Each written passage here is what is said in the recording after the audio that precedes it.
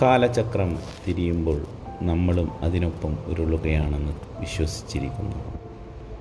എന്നാൽ നോക്കൂ, ഈ വണ്ടിയുടെ വേഗതയോ അതോ എൻ്റെ ജീവിതത്തിൻ്റെ വേഗതയോ, ഏതാണ് കൂടുതൽ ഭേദിച്ചത്?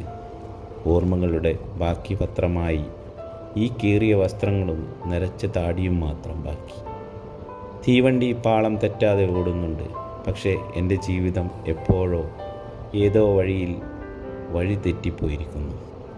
ഇതുവരെ ഓടി നേടിയതെല്ലാം എന്താണ്?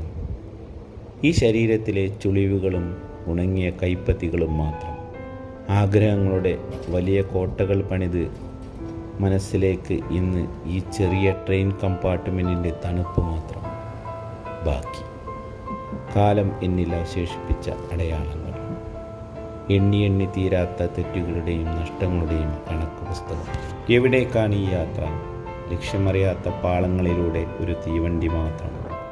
പുറത്ത് കൊഴിഞ്ഞു വീഴുന്ന കാഴ്ചകളെ പോലെ എൻ്റെ ജീവിതത്തിലെ ഓരോ കാലഘട്ടവും എന്നെ വിട്ടുപിരിഞ്ഞു കഴിഞ്ഞു. ഇനി ബാക്കിയുള്ളത് ഈ നിശബ്ദതയും അപരിചിതരായ മനുഷ്യരുടെ ഇടയിലെ എൻ്റെ ഏകാന്തതയും മാത്രം.